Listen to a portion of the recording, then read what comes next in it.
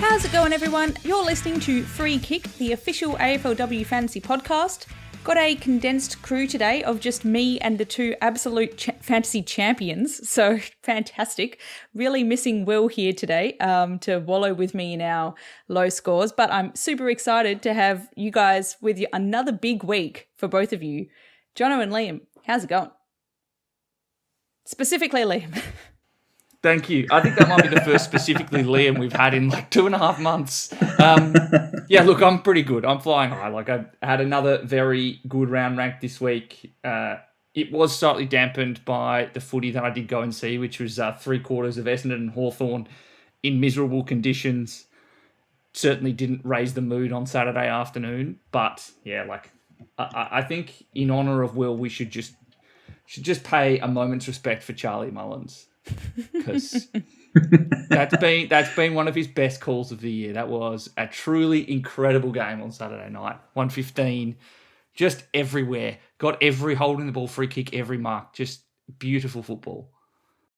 Yes, well, speaking of beautiful football, it was the Liam and Jono Derby.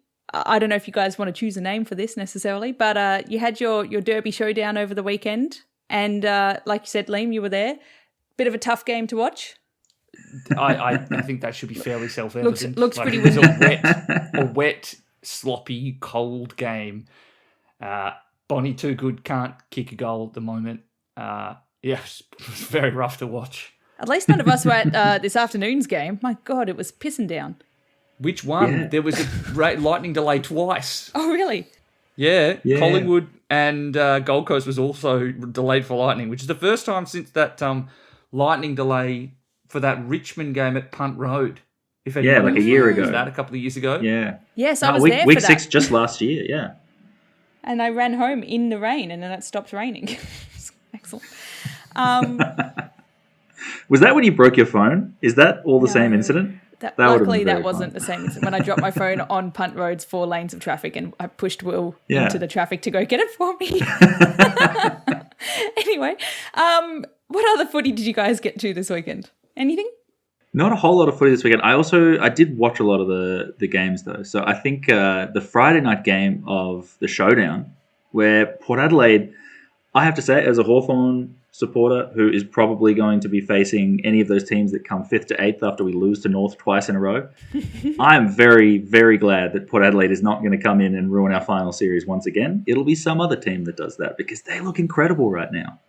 Yeah, it's really working for them. That was tough watching. I was really going for Adelaide and did not come through. Yeah, their pressure is pretty dominant. I wouldn't call it clean football by any stretch of the imagination, but I would say that they were more than up for the fight and just showed that if they were Adelaide looked like they were just taking that half beat too long every time they got the ball and trying to find targets, whereas Port Adelaide were just a lot more confident, a lot more comfortable going at hyper speed. They did the same thing last year. They can be a massive disruptor because when it goes right, they are such a momentum team. And I know that momentum isn't real in sports, but that's definitely the way it looks when they play. But I would say that I thought that the game of the weekend was Brisbane against Melbourne. That had 100% finals energy about it all, but it had some of the class, some of the precision, some of the tactical nuances in both coaches and both teams being able to pull back the speed of the game, then really bump up the pressure and be able to kind of navigate that whole thing. I know that both squads have some injuries to navigate, but I thought that was just incredible football. Some of the best non-North Melbourne football I've watched all year. Mm. After watching the preceding 3 games back to back, I was pretty knackered and wasn't really vibing watching a 4th game, but I tuned in just in time to see Maeve Chaplin kick a goal, which was great. I was like, friend of the pod, first goal, amazing. That was a good game, but also North breaking the records, or equaling the records rather. I think watching North Melbourne next week is going to be a must. Got some very exciting AFLW ahead of us. Friday night, first v second. I can't wait. I think nothing's going to stop me getting down to that game. Lightning storms be damned. Love the commitment. Look, I'm focusing a lot of time on the excitement of just AFLW as a concept because I don't want to start talking about fantasy, but that's just me. Let's start off with, okay, the lowest score of the round is me, so I might as well start. I would like to preface this with the fact that I did not see Ella Roberts out until after the game, even though I was, I had been notified, but I did not check my notifications until after the game. And I was like, that's great. My mid on the bench will cover it. No, they won't, because they were also not playing. So I copped only 4 players in the midfield. With that context, my 1402 is not that bad. So 1402 on a normal round, that would be okay. My rank is just wrecked. I'm just inside the top 1500. Not very happy about that. Good call was trading in Lynch for 64, was my Lynch pin of the week, you could say. And second good call being not trading in Sarah Verrier, despite the fact that Sarah Verrier got higher than the 2 other trade-ins that I traded in, which were Swanson and Erdley, who both got 43. Not trading in Verrier allowed me to enjoy watching Fremantle win. And I just knew that I couldn't enjoy both of those things. Like, if I would be too stressed. So, Mel, you were talking about Ferrier all week leading into it. I thought I was so excited.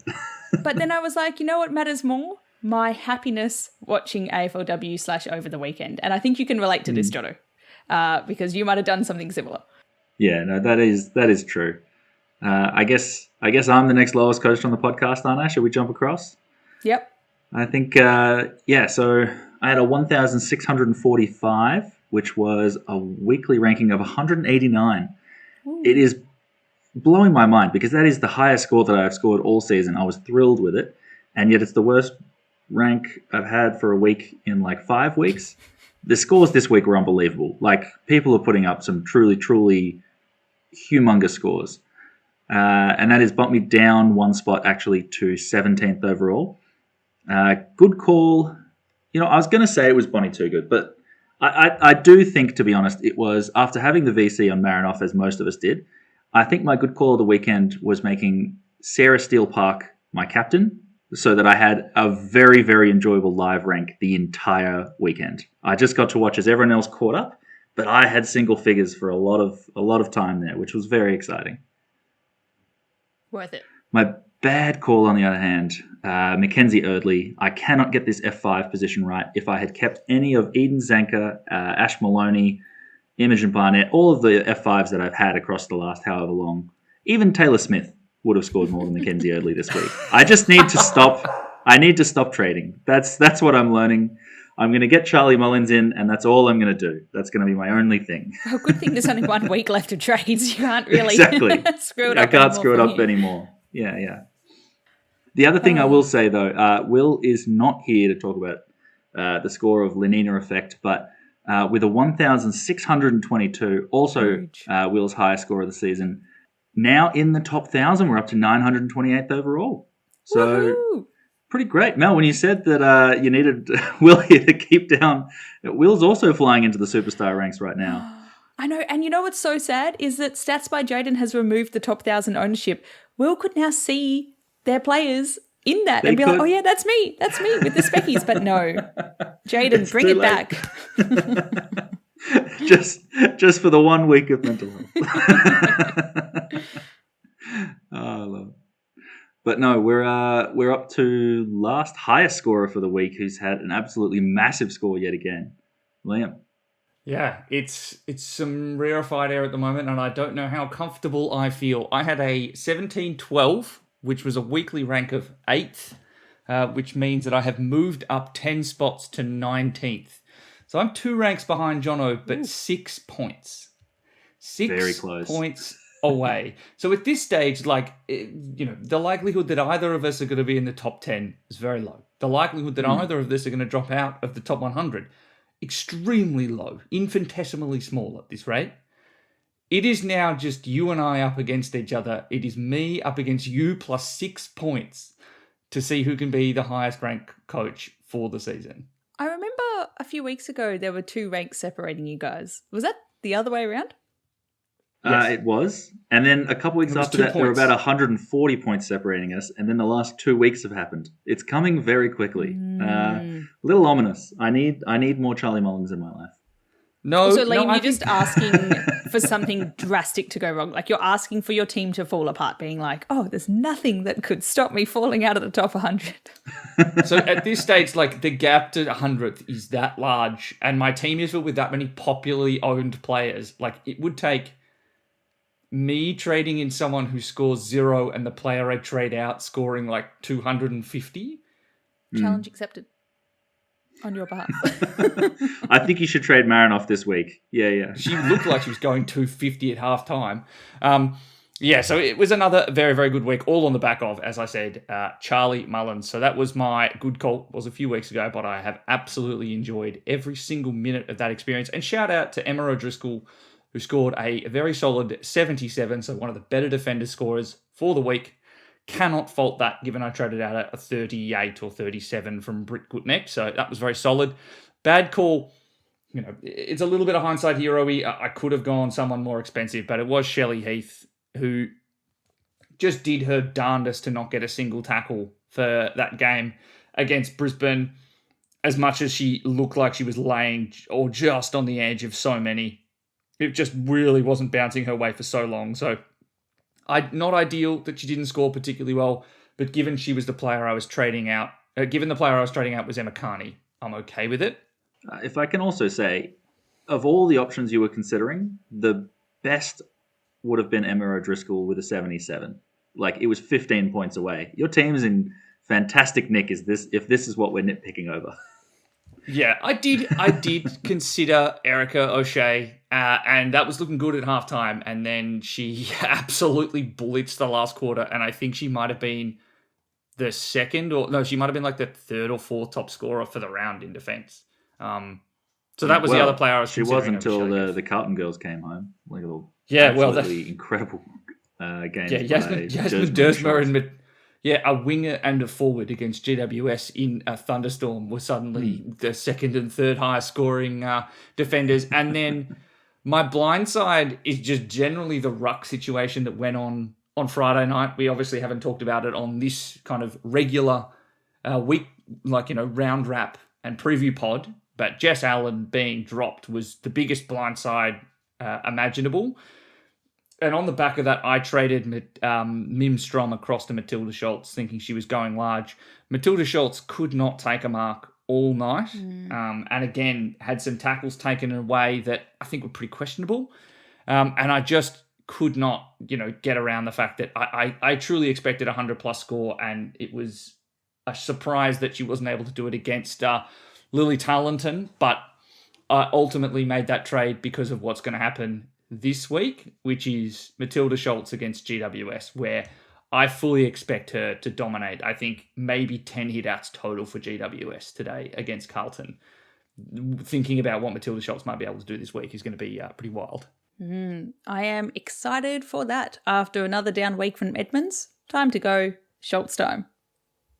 Much looking forward to it. I thought you were done with ruck trades. No. Not a week ago. Absolutely not.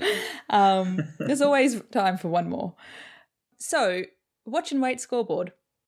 As the host, this week's rules are the person whose team is highest on the ladder. So, Jono, you're up.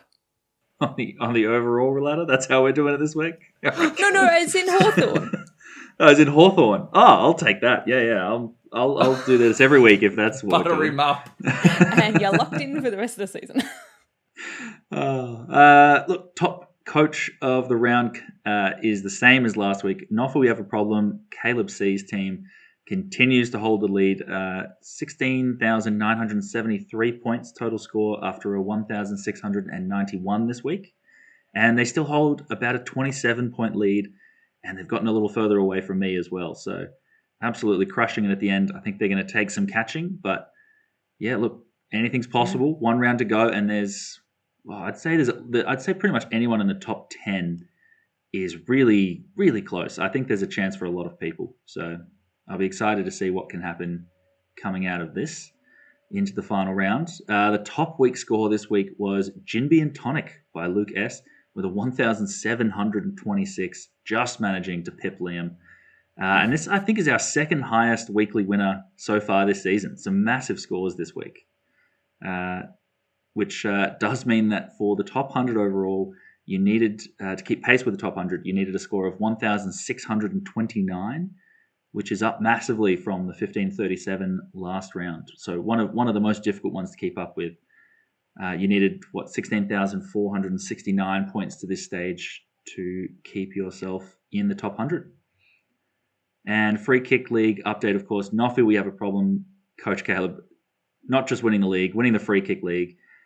We've got 58 coaches in the league that are in the top 100 right now. This is actually 2 less from last round. I think the advice we were giving didn't land with a few teachers right on the fringe there. So we've got a few teams just outside that need to fight their way back in.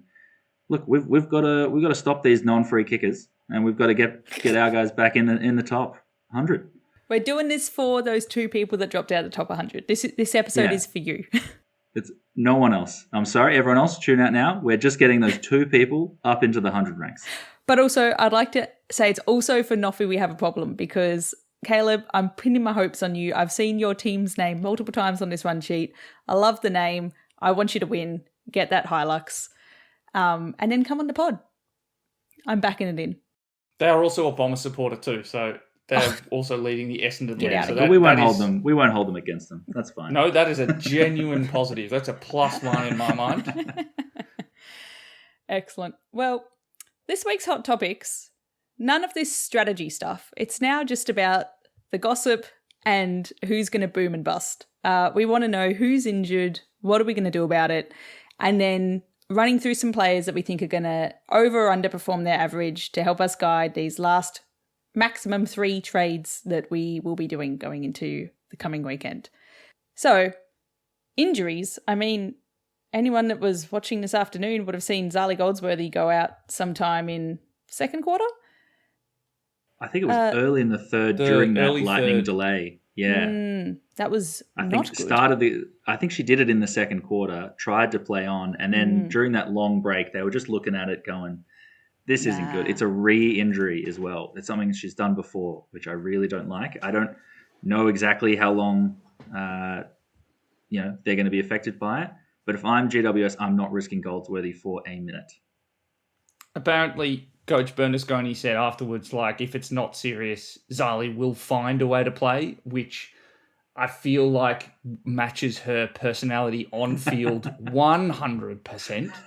But I don't like the vibes of... So for those that weren't watching, we heard nothing about the injury during the entire lightning delay, and then afterwards, just as the game is about to start, we see images of Zali Goldsworthy walking back to the bench, hoodie on and moon boot on. A moon boot is never a good sign of playing this week. So that does mean that there is a very expensive and possibly, she is an extremely popular forward, has probably been across the season the most popular forward to have. 100% of the top 100 had her last week. I expect that will mean there is a whole world of possibilities for trades. Yeah. 100 people in that top 100 now need to find a new player, and I don't think we're all going the same way, which is interesting. Yeah, well, my pod, Charlie Mullins, is going to be a pod much longer if you keep talking about, I'm bringing her in this week. She's mine. I'm bringing her in. Look, my only chance of staying ahead of you is to trade in every player you already have, as well as anyone that you're planning on getting in. So that's my strategy this week. That is rude. Have you considered, with your Zali trade, maybe bringing in Mackenzie Erdley, who put up a delightful 43 last week? That could be a nice 1-to-1 there. This was disappointing as a trade-in. Is she someone you're trading out immediately, Jono? Yeah. No, I think probably the biggest priority of everyone who has a forced trade this week, because I think there was the risk of injury. There was the risk of, is she even going to play out the first quarter? And will that affect her coming back next week? I know she came back on, but aside from a big second quarter, she didn't look great in the second half. And I do really worry, even if she does get up, she's got to play against North Melbourne. That's an awful matchup for a forward. It's not a great matchup for a ruck. I just think it's the easiest jump off in my mind. Well, I'd say Goldsworthy is easier. But True. I mean, you're probably getting more money from it, but yeah. And more points. And more points. yes. Well, Goldsworthy, Erdley. Let's talk about the third player I have to trade out. Ella Roberts. Well, not have to yet. We don't know, but laid out. What a stitch up. Do we know why? Hamstring tightness. Ooh, get on the roller. Yeah. Medical advice here. We got to get you back over to Perth. We got to get you locked in before the game, Mel. I will single-handedly roll out her hamstrings. Get her on the field. Yeah. Like, I do think that they will be making every effort for her to play because they do need to win against Carlton. It's effectively a win and into the finals with where everyone sits on the ladder going into the last round. They have to have Ella Roberts play. And honestly, it felt like we don't like this. And if we did something this week early in the game that meant you couldn't play next week, that would kill our finals hopes. So that's, or at least that's kind of how I read the situation, knowing nothing about the severity of her injury and just hearing hamstring tightness.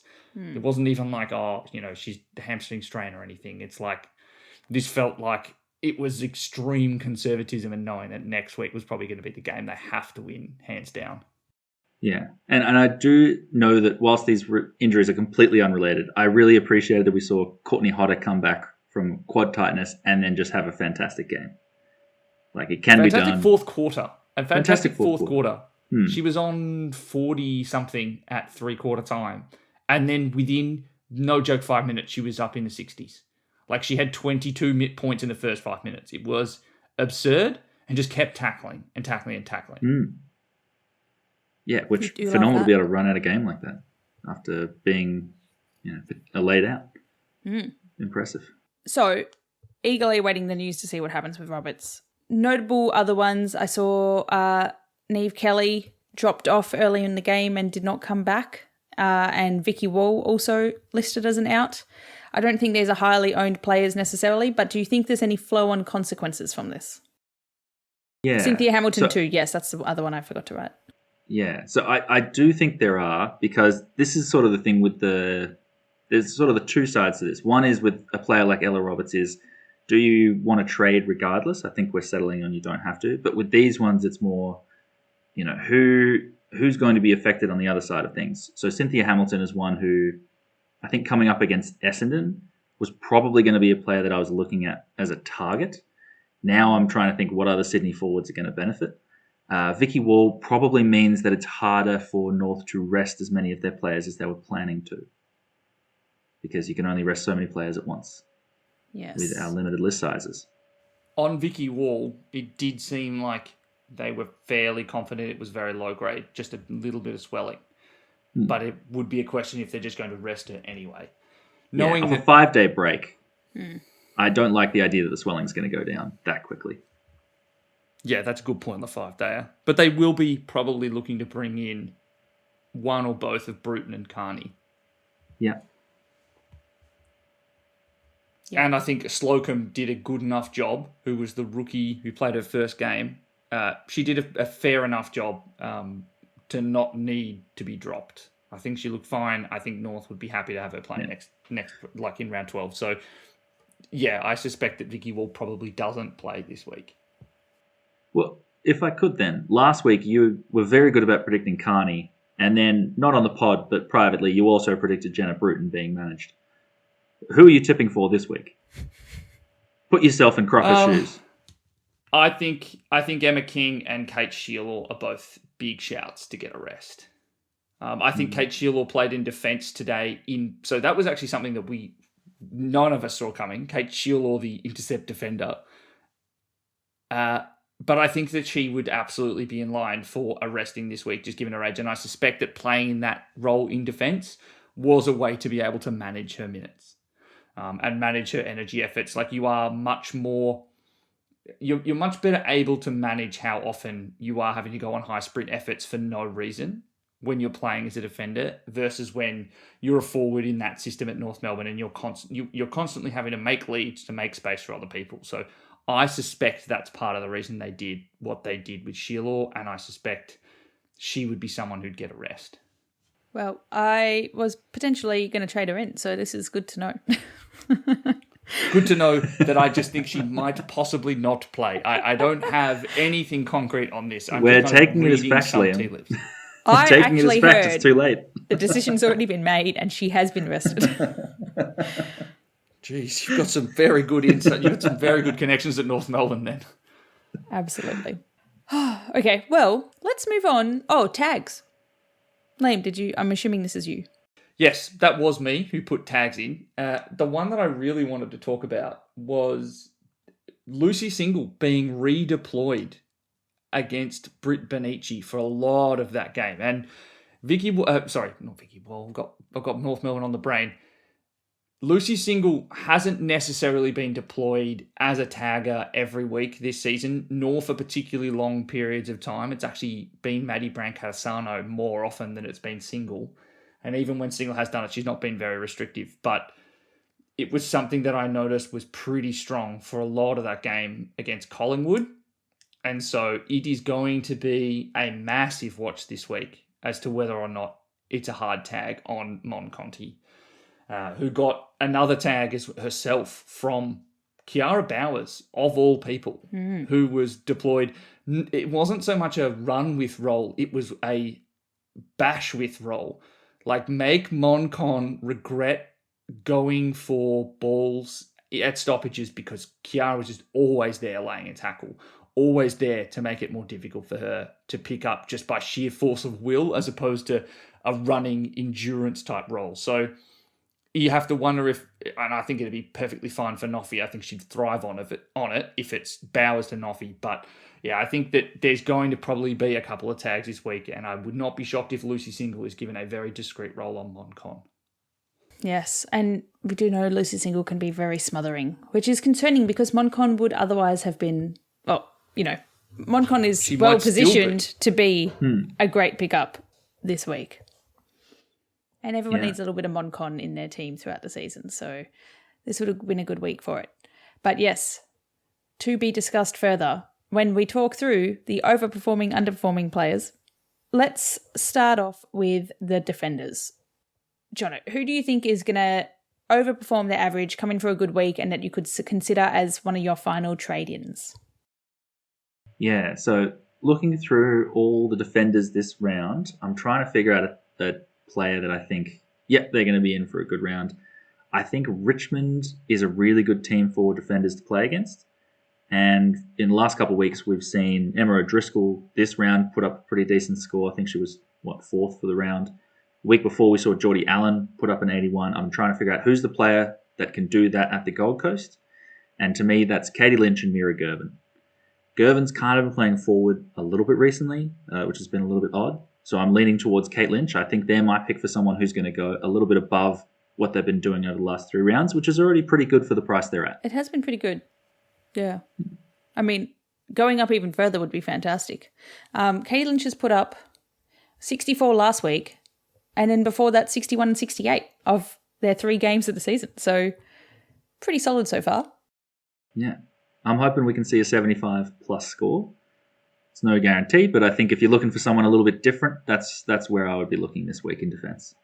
Building on from that, I've gone with Emma O'Driscoll, so kind of swapping around here, all similar players, against Adelaide. Fantastic interceptor. Adelaide gets some good inside 50s. I personally won't be because I can't trade in a defender from my own side. But Emma O'Driscoll, I think, would be a good pick at a decent price range as well. Good kind of like pop score to finish. And I think like Katie Lynch, I would have said Katie Lynch, except I already have Katie Lynch, so I wasn't really looking in that area. But yeah, I think Emma O'Driscoll has some solid potential. And then Liam, you've kind of taken the flip side of the coin here. Yeah, it's Chelsea Bedell going up against Fremantle, who are also a very good matchup for defenders. They're not very accurate for a lot of the season.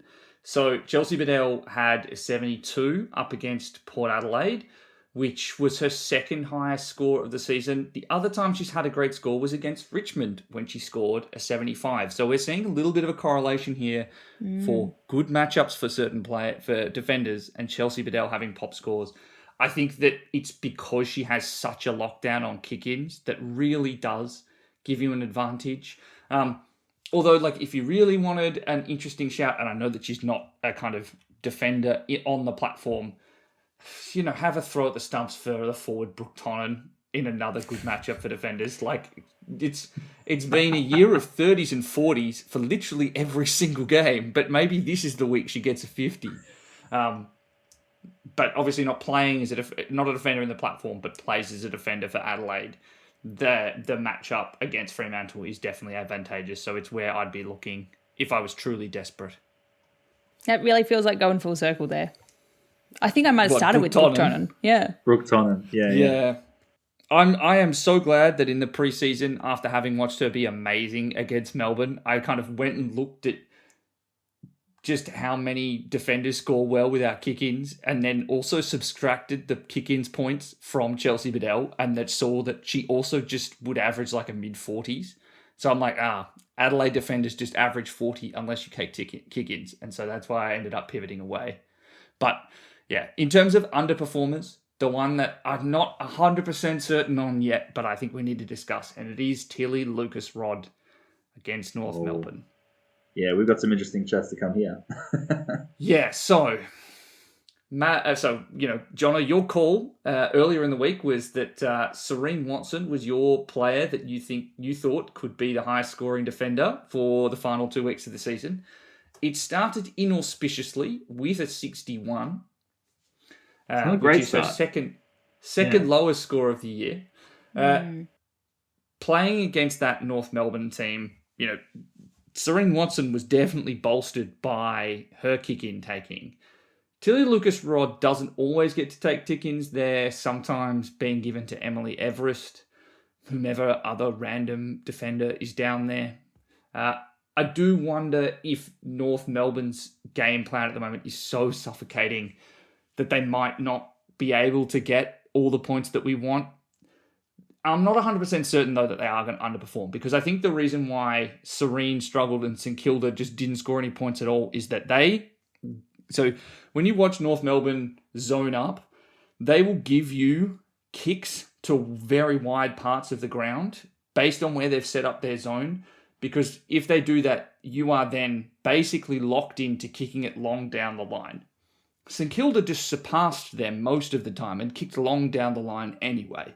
So there was not that many cheap points available because they just gave them up all the time. I wonder if Hawthorn are more likely to take those kicks. We definitely have seen it at points in the last 18 months where they are more than willing to switch and they are willing to try and hit the corridor, something St Kilda are wholly unwilling to do. And that might mean that TLR is able to get up to that let's call it like a target score of 75. She's priced at 83. She's averaging 83.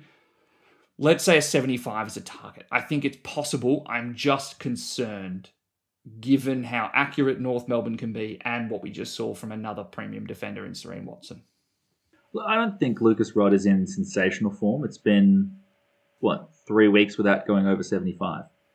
But having said that, I do think Serene Watson, like the way St Kilda were moving the ball, she didn't take a mark all day today. And to me, led them for disposals. Led them, yeah, absolutely.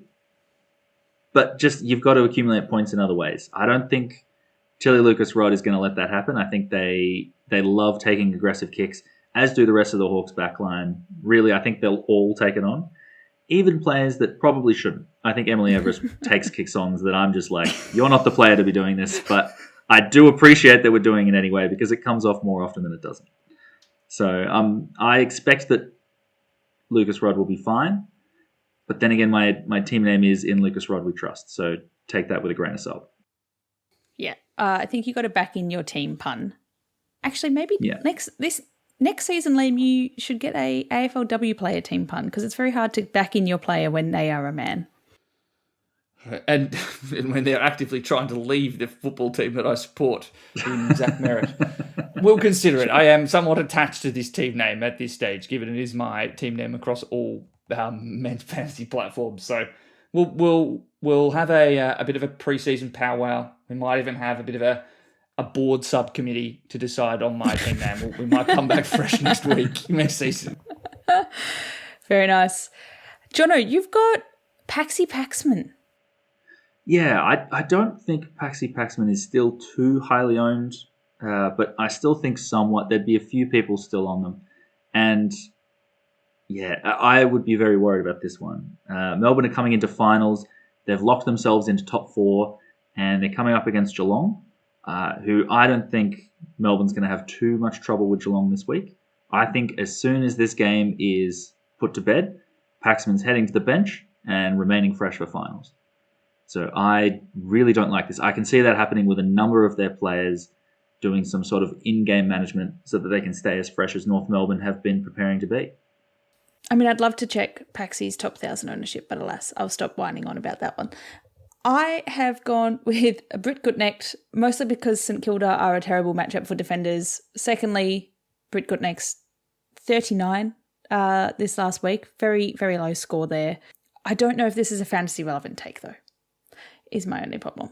But given that Brit Goodnecht was in one top 100 team last week, and it was mine, she's not exactly been a very popular selection. But I do think it points to something more important, which is looking at, backing in those matchup difficulties, and then also looking at the weather.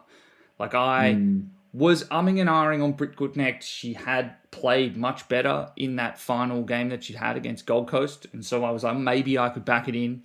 Knew that Geelong was going to be a tougher matchup, and then also seeing it was a game at Ballarat, it was going to be wet, was all signs pointing me towards, that is a terrible matchup for a defender who needs clean handball receives off the back of stoppage and is not a very high tackling player.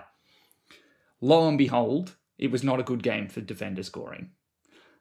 So I think it's a wise, or a reminder to back those not only matchup difficulties, but have a little bit of look at the weather, have a little bit of look at the conditions, do some primary fantasy analysis for yourself and assess how you feel about it. Yep. Any other primary fantasy analysis been conducted on the defenders, or shall we move to the midfield? Oh, look, I think we save this for the honourable mentions later. I think we come back to those. Well, Jono, you've got a controversial take for the midfielders. Who should we be considering? Yeah, look, and I have put an alternative for this one, but I do think that this is a matchup that is prime Ebony Marinoff material. I think we should be setting the captaincy or vice-captaincy line so high this week because of this matchup. Ebony Marinoff loves your contested games, which is why a game against Port Adelaide absolutely suited her to a T. And we know that Fremantle have really struggled defending transition football, which is how Marinoff can get her marks up and really get to those big scores. I think Marinoff took it personally when Gardner overtook her last week as highest scorer for the year, and she's going to come home with a vengeance. I reckon we should be setting the line, not just at, say 120, which I've been doing this year, but 135 plus, honestly. Wow. I think you've got a pretty safe captaincy score at the end of the year. I mean, yeah, that would be great. We did all kind of like VC Noffy this week and then not need to VC in the end, stick with it. I have gone on the flip side of that, and I'm going to go with Gabby Newton, because Gabby Newton also loves the tackle, also loves contested footy, is a little bit cheaper and a little bit more specky, so can kind of be like a midfield option to maybe potentially differentiate your team. And I reckon that's just going to be a hell of a game. I couldn't agree with you more, Mel. I think Gabby Newton's a great pick, which is why 2 weeks ago when we did the accountability game, she was my pick for midfielder to outperform. She has gone at 115.5 in the last fortnight. So definitely someone that I expect to go well. Well, while we're doing that then, why don't you talk through the player that I picked for the last 3 as your midfield choice? Perfect segue. Abby Dowrick against GWS. She was someone who also looked incredible against Adelaide, scored really, really well, had a 103, if I remember correctly. again, it's a GWS matchup now that has shown itself to be, and its late portion of the season, one of the best matchups for midfielders. We saw Mads Gieren, Dana Finn, Lily Goss all go 100 plus against them this weekend. I think Abby Darrick is someone who could dominate, but I think you could take a number of Port Adelaide midfielders, like the extremely random appearance of Jasmine Stewart, who I think was the highest rated player on the ground in the first half. She only scored a 77, but she is currently 487k. She's in ripping form all of a sudden, apparently, and has a midfield role. So, maybe that's the player who will outperform. I don't think she's particularly fantasy relevant at this stage in 0.49% of teams. But I'm more just talking to this Port Adelaide midfield at the moment is scoring really well, and GWS are giving up a boatload of points. Yep, love it. And Abby Darrick has historically taken the most of those points, even though Port Adelaide are not generally a very high scoring side. So hopefully the lion's share of the small pie goes to Abby Darrick next week.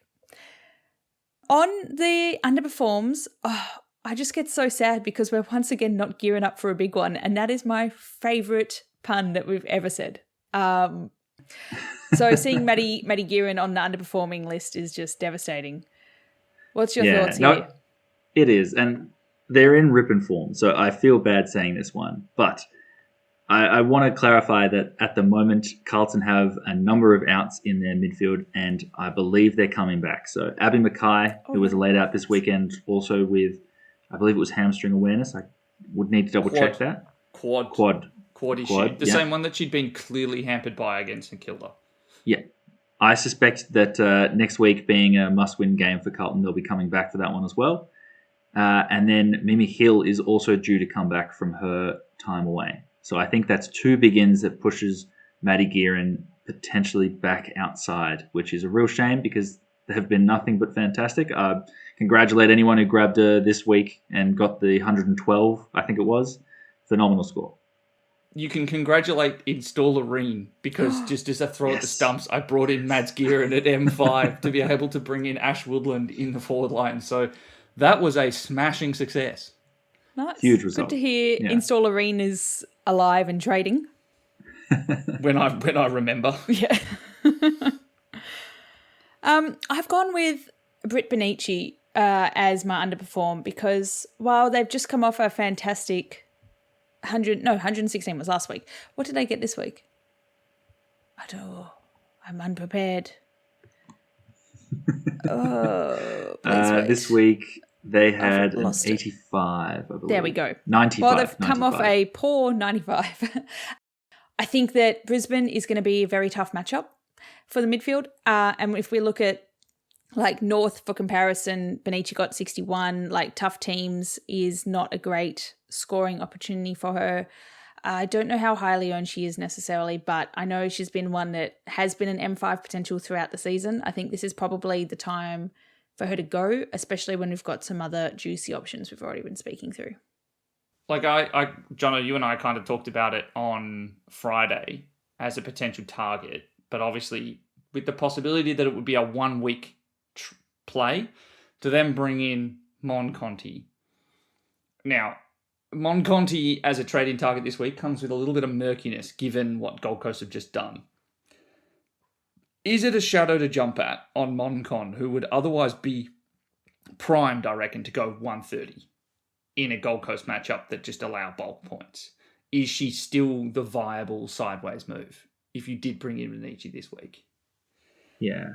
I mean, in my mind, it's the best option if you're not going with one of the big five mids or Gab Newton, because Moncon's ceiling is still phenomenal. And to be very realistic, I know that Lucy Single is a fantastic tagger and more worrying than most, but every team plans to stop Mon Conti and most teams fail. So I do think it's something that I do worry about Lucy Single being very, very good at it. But unless they plan for a very specific hard tag and not just a stoppage tag, I think Moncon will be fine. Yeah, I did have Moncon as my overperform, and then I was like, I think this is going to warrant a big discussion. We'll go to my Newton backup. Because there are some red flags, but also, it's Moncon. A bad score might be a 90. And it's like, okay, that's not great for the end of your season. But if something else goes wrong with one of the other big five, a 90 is not shocking. And the ceiling is there.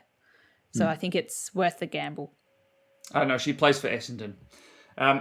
In speaking of Essendon, Jean Anscorn up against Sydney. I do worry that she will get attention from Tanya Kennedy this week. Coming off one of her the second lowest score of the season up against Hawthorn with an 85.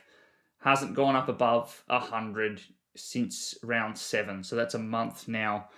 I do think that the length of the season that she's had to maintain the bulk of Essendon's midfield movement is kind of show, and she's become more of a target for opposition pressure.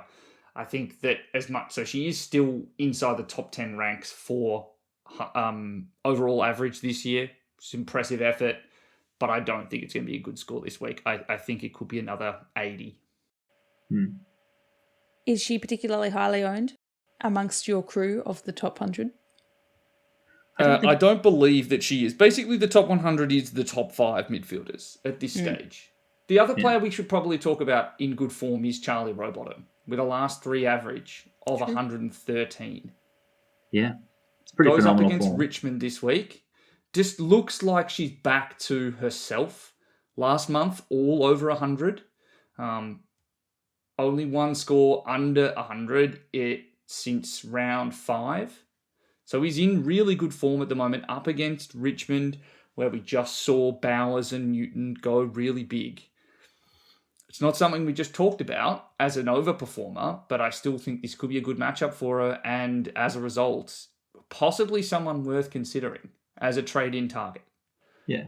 She is basically I'd say you could be choosing between her, Newton, and Conti if you aren't able to get all the way up to a top 5 and you aren't already running them, or possibly if we do have one of the top 5 out this week. Yeah. Can I throw one extra name in the mix? And that would be Anne Hatchard, who had a bit of a return to the midfield now that Caitlin Gould is back, and had her first, 25-plus disposal game since she last played in the midfield round 5 against the Hawks. I think if they're keeping that role in the middle, they're going to be phenomenal again. 109 on the weekend. I think they can do at least that against Fremantle. So another good matchup there. Yeah, I'm liking the price range on this because Newton and Rowbottom are very expensive. But 800, where was she? 842? That's a nice priced midfield option. You could make money from most players you're going from there. Yeah, I like it. Okay, rucks. Always fun. I am really hoping to finish the season with a bang, and by bang I mean ruck trade. So Mel's season. Bang, bang, bang, bang, bang, bang, bang, bang, bang. Look, pause. Bang. I have had 3 bad weeks, and you know what the only thing in common with those 3 bad weeks are? I haven't done a ruck trade. And I have slipped. So, causation or correlation. I am hoping to go up the 500 spots I have dropped since I've stopped doing ruck trades with my Schultz trade in. Because many reasons I think Schultz is going to go off for a bang. Jono, she's your overperformer though. Why don't you rattle them off? She is. I think there's only good signs. The Giants don't have an established ruck in the same way that other sides do. They play more midfield rucks. So you've got Eilish O'Dowd doing the majority of the rucking. Previously was playing as a midfielder whilst Grace Koss and Fleur Davis were doing the majority, now doing a bit more of a share. I just think that Matilda Schultz is going to bully everyone else in that ruck lineup, and it is going to be back to her bullocking best. I'd say there's 120 on the line here, would be my expectation, to be honest. Port's going to need so much percentage as well while we're at it for them to get anywhere close to the top 8. They play early enough in the round, they're going to have hope, and that's very important. Yes, riding on the hope there. I'm going with Hickey, who is someone that I haven't really mentioned all season. I think we might have dropped her name in a little bit when we're like, oh, maybe we should give like the Harrington, Edmonds and Hickeys of the world some ruck love on the podcast.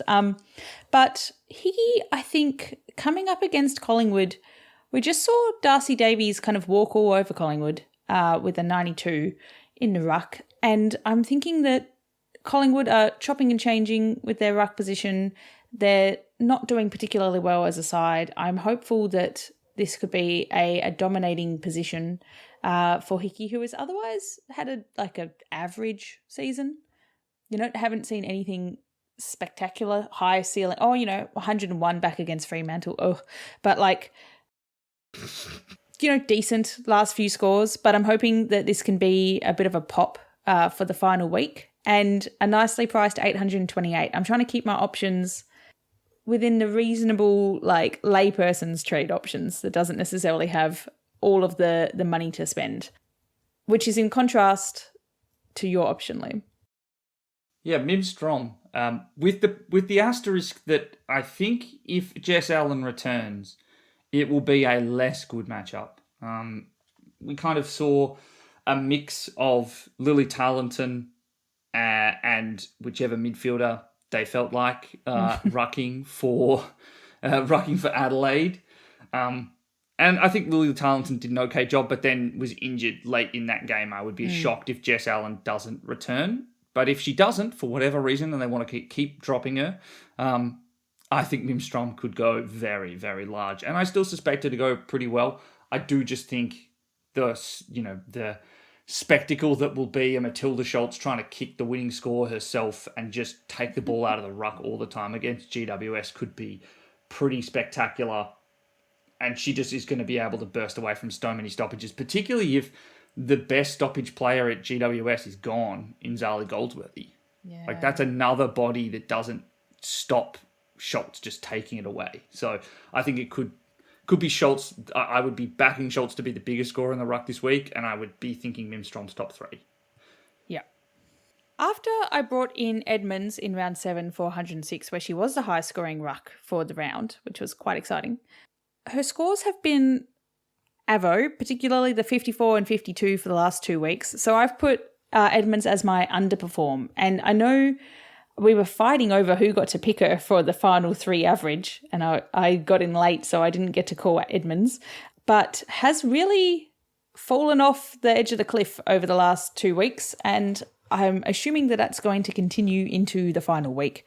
I wonder how popular she was as a pickup amongst the top 1,000 after that. But yeah, not someone I'm particularly keen on anymore. I'll say that this week, probably more of an exception because of the conditions they were playing in Ballarat, which were just atrocious. But the weeks before that were pretty disappointing leading into, and it just didn't give you hope going into the good matchup, which was very frustrating. It was exciting, Geelong, they're not going to have a ruck, this will be great. And yeah, okay, weather. But if it was 54 with weather, it might have been 70 without. So maybe it's a 70 against St Kilda. St Kilda's Avo ruck position. It's not really as exciting as some of the other options, I'd say. Fair enough. Agreed. And you guys have picked two sides of the same coin once again. Yeah, I think that you go. Morfitt might underperform this week against Essendon. It's been a pretty consistent theme since Steph Wales came back that ruck scoring has been down. We saw it this weekend with Mac Eardley underperforming expectations as a ruck, even though at times the Bombers were throwing Sophie Alexander in there, and that was the only time Mac Eardley really scored any points. Was that second quarter where Mac Eardley was rucking against Magic outside of that pretty dour affair. So Ali Morfitt this week probably has a slightly lower score. I just think that though at this stage, the ruck ownership is concentrated in Strom and Schultz. And then maybe you're chancing your arm on some of these other options. I think that Edmonds has been someone we've talked about enough, and Morfitt has been popular throughout the season. Yeah, I've gone Steph Wales for very similar reasons, but I guess the only times this year that Steph Wales has really gotten off the chain is when they're playing basically non-established rucks. So when they played Rebecca Ott in round 5, playing Mac Eardley in round 11, when they're playing against traditional rucks, I just don't think, coming off that ACL, I think they're putting more of their energy into stopping the impact of the opposing ruck, more so than winning the ball on their own. I completely understand it, but coming up against someone as good as Ali Morfitt, I think they're going to have the same issue. So probably not a big week for them. Yep, fair. pen drop. Well, Is that Liam's version of a mic drop? yeah. Say no more about Steph Wales. Looking at the forwards then, I was excited by Hetherington. I know Hetherington was one of the 2 introductions this week after Carney and Bruton were managed, of which Liam has predicted the situation going forward for North. But do we think that Ariana Hetherington remains in the team? Because coming in after a few weeks off with the 62 looked pretty great at 395. For some of these trades around, like if we're going to take money out of Goldsworthy or Erdley and put into kind of someone else in the midfield or a ruck upgrade potentially, Hetherington would be a delightful choice as long as her role does not disappear with North Melbourne's current trades, current movements. But Hetherington against Hawthorn, I think, would be fantastic. It's possible. I think it's the most likely reason she gets a good score is down to Kim Rennie being rested, through the second half because North are up big and they want to keep resting their kind of players they are least capable of replacing the week after. And that puts Hetherington into the ruck.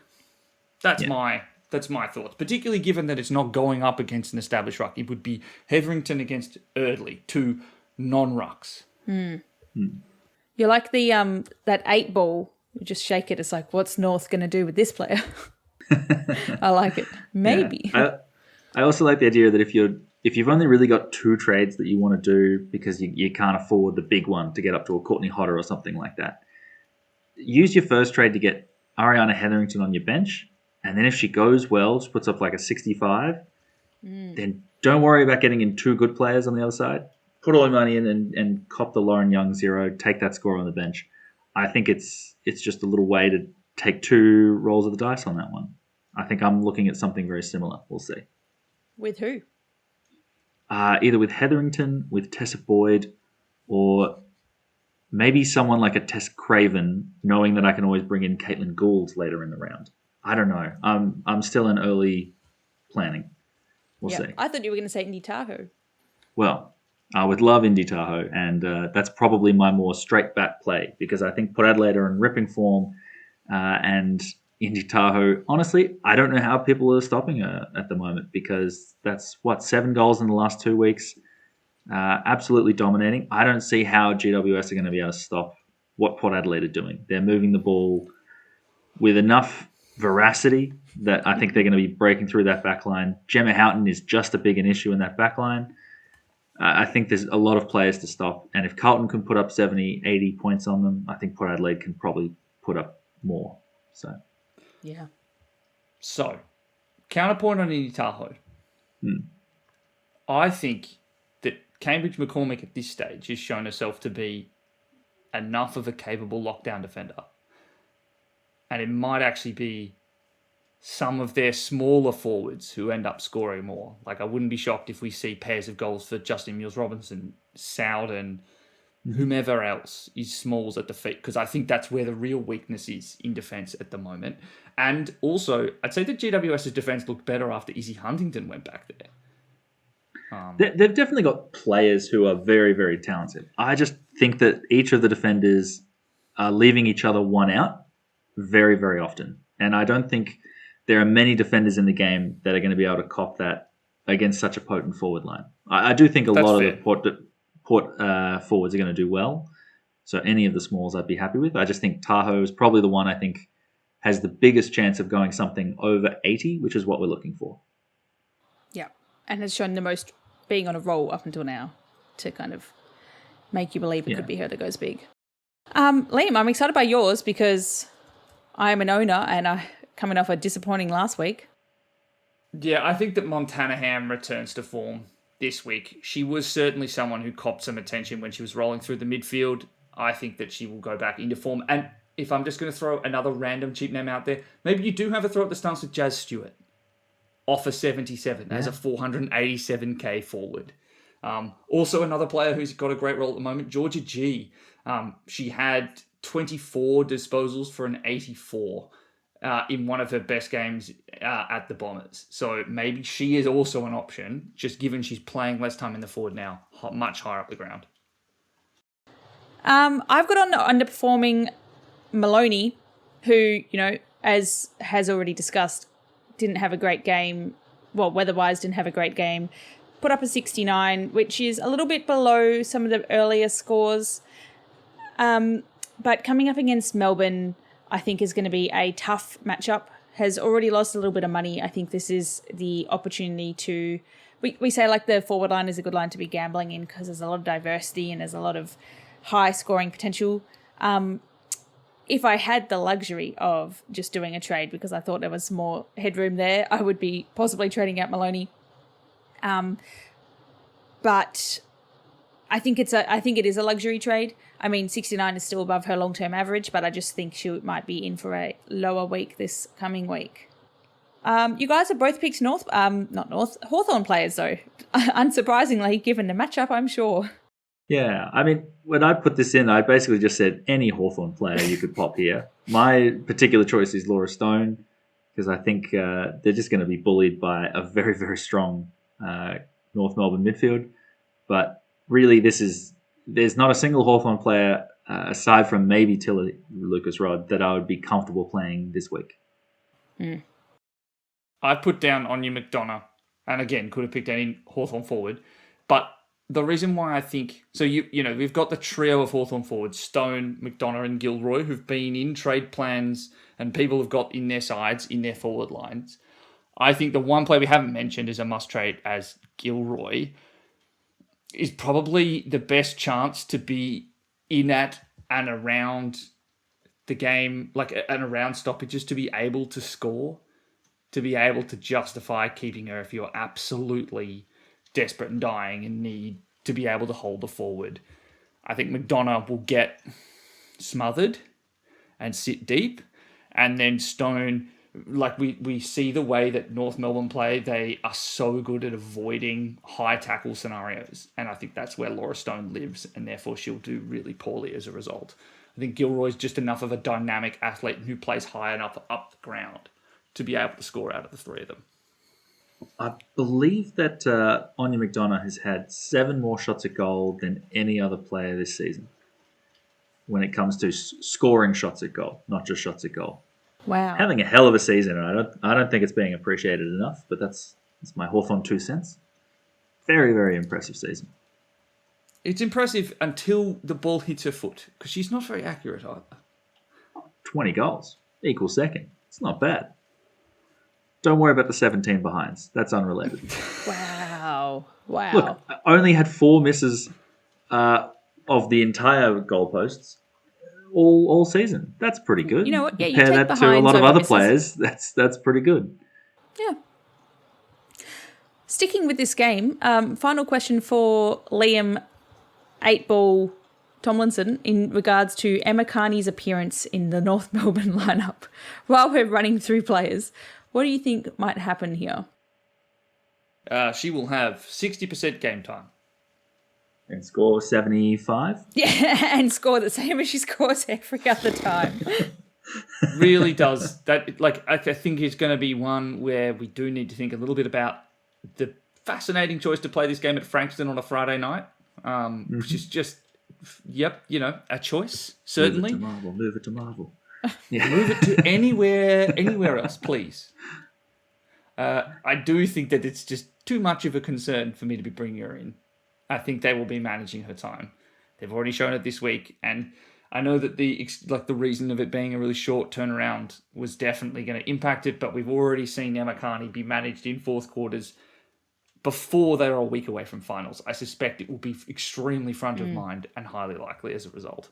Yeah, it does feel like Emma Carney is queen reliable until North get very close to the end of the season where it starts to be finals relevancy, which, luckily for us, we have seen this before. So we can somewhat predict it because North are very privileged to have been in this position.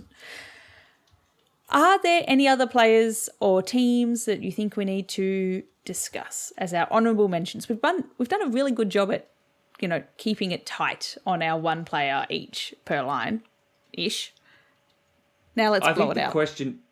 the question to ask you both is, you've got two dominant forwards for Brisbane at the moment in Charlie Mullins and Courtney Hodder. You've got Zali Goldsworthy and you need to trade her out. Who are you trading in and why? If you have neither. Yeah, I have neither. It's the decision I'm trying to make, particularly knowing that I'm trading out Erdley. And the answer is both. And I can't afford both. So I do need to pick one. I'm leaning personally towards Mullins, but it is a roll of the dice because Hodder is also in sensational form. I think both of them are going to tear Collingwood apart. So I'm leaning Mullins mainly because it means my second trade can be better. That's the whole of my decision. And there is a fair price gap between them, I think, is the main thing to mention. It's about 200,000, yeah. And I think they'll score relatively close to each other. Yeah, I mean, their last few scores have been comparable for 200k. I'd like to say that both are ridiculously expensive and more than Zali Goldsworthy I would have had. Although Mullins only just. So I think Mullins is the play. You've got less to lose. What about interesting, and I know we kind of mentioned her as an outperformer, but Chloe Molloy didn't play last week. Again, missed with back soreness. Goes up against Essendon this week, who just allowed Anya McDonough to have a great game. Is she a worthy target? Again, another 200k stepping stone down from Mullins. Well, I do like it. I worry about people off back injuries. I mean, we saw what it did to Tess Boyd when she came back from hers. It just slows you down. And she's a very dynamic player, Chloe Molloy. I wouldn't be against anyone trading her in, but I wouldn't expect too much. I would come in knowing this is a risk. And I feel like she's kind of been a bit of a risk all season. Like, I had very high expectations for Chloe Molloy. She put up 3 great scores at the start and then has been quite flat overall since then. I mean, she's still a fantastic scorer, but I had very high expectations. Maybe that's the problem here.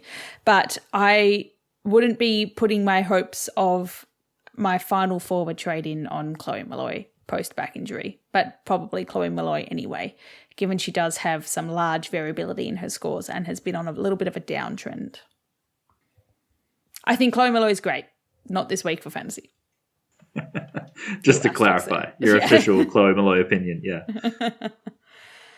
Well, we've discussed a lot about trades, but the other thing that's really going to make and break our teams is our final captain's choice. And this is almost twofold. It's like, who do you captain? And then how do you time your red dot strategy around it?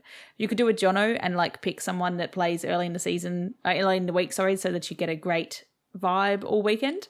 But it could be a little bit harder this week. Little Jono happy dance over there. Could be a bit harder this week though, because of the staging of the games with North being first. What are we thinking, Liam? Captain's Corner, final one of the season. Final one of the season. So at the moment, number one captaincy target, John already mentioned it, Ebony Marinoff, number one, comfortably. But she is also the captain. With a C? With a C. Now, that does mean we need to be thinking about our vice-captaincy options. And at the moment, North Melbourne playing first is very, it's very helpful for us.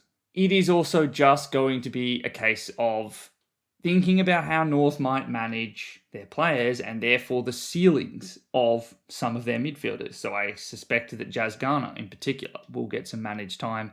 I won't be shocked if maybe this is the first time in a long time that Ash Riddell isn't above 80% time on ground, and it will be a game in tough conditions against a team that can be restrictive to midfielders in Hawthorn. So that means that my number 2 captaincy option is Laura Gardner, because you can't really pick Kiara Bowers, because Kiara Bowers plays in the same game as Ebony Marinoff. The problem there is the timing of Sydney's game is a lot later than a lot of people's loopholes. So I'm a Grace Koch owner and appreciator. She has been captain for me many times this season, but she plays first thing on Saturday, and that's not very helpful for me. So one of my trades this week is specifically going to be bringing in Holly Egan, who is a 300k defender for Fremantle, who is out for the season with an ACL injury and is therefore a perfect option for me. But it is going to be important for everyone to think about their VC options. I'm either going to be looking at a North midfielder, probably Riddell, given her likelihood of higher game time than Jazz Garner, or it will be making sure I still have a loophole open, and probably bringing one in order to be able to go Gardner into Noffy. So, who are some good red dot options to trade in? Who did you mention, sorry? Holly Egan. Oh, yes, 300k defender for... Good position. Jono, what is for this? Fremantle. Jono is holding up his screen to the camera. I'll have to send it properly in the chat. I wanted to share a screenshot where a friend of mine had the VC on Ebony Marinoff last week and thought, oh, great, I'll put it on my red dot midfielder, Lou Beattie, who played for a 47. Ooh. And that was his captain score for the week, a 94. So make sure you are careful about this, because that was crushing to see. You don't want that to ruin your season at this stage of the year.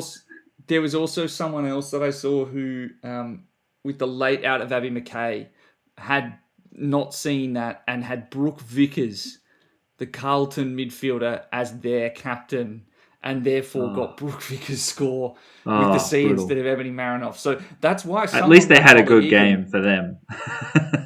Is rough. An ideal option, because she's definitely not playing. So that is absolutely something to be considering as the week goes along. I think the other option in the forward line to look at is Georgia McKee, 300k forward from Adelaide. So he's again going to be playing at the same time. Also has an ACL injury. Definitely not playing. You should be all good.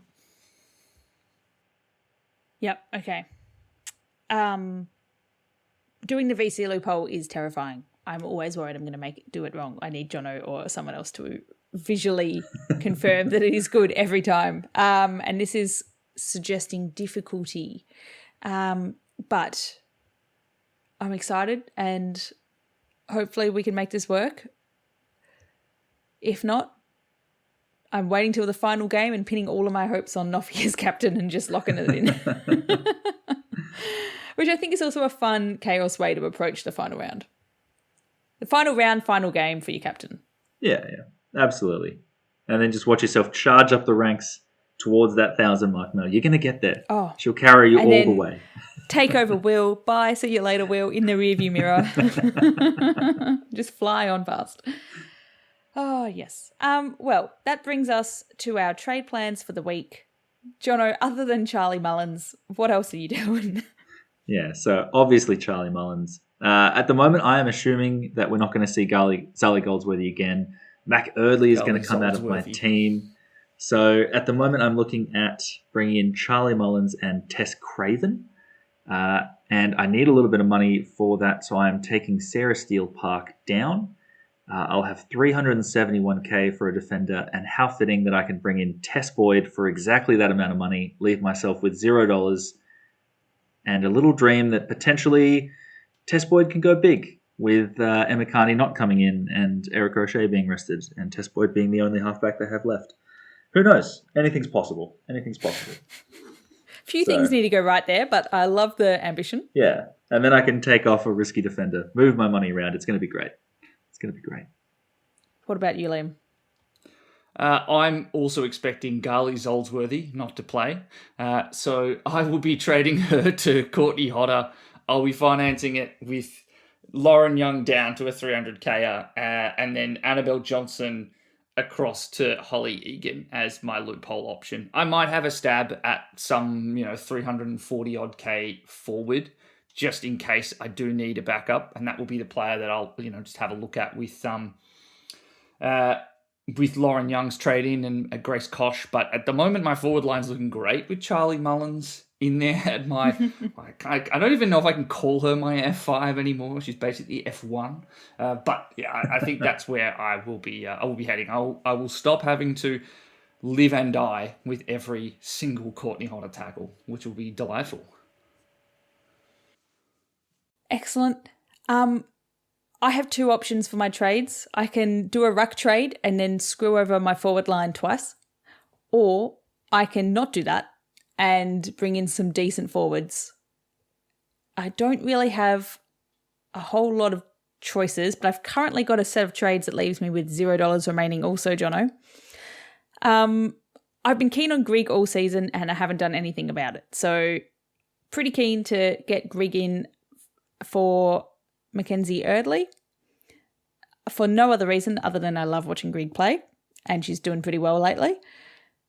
If I want to go Edmonds up to Schultz, that leaves me in a tricky situation for my Goldsworthy play because I'm left with not a lot of money.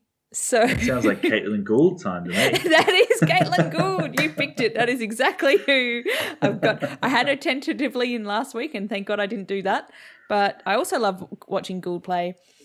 So this is the week that I just put my happiness first, and I accept that my team is already not doing very well, and just bring in some nice plays. Also, Will hasn't told me their full set of trades, but I know they're putting the captaincy on Charlie Mullins this round. So, very exciting finish to the year. It. This is a perfect way of our like bang and bust episode to wrap it up. We just like see you on Charlie Mullins. See you next season. Love it. Okay, well, that was a lot of fun. We will have an episode next week after the end of the season when we will do our rewards, well, some of us will get rewards, others won't, where we will do our awards for the fantasy players and have a bit of a debrief on what we did with our season, with our team, where it all went right and wrong. It's always a lot of laughter, good episode to wrap up the season, but with no time pressure to bring it out before a certain round. It may not be on Monday or Tuesday. We'll see how that goes because we also like to relax. But stick with us and enjoy that episode when it does come out. You can hear us for On Air later this week as we talk about teams going into the final round, and we will chat to you all later. Bye. Thanks, everyone. Bye. Bye.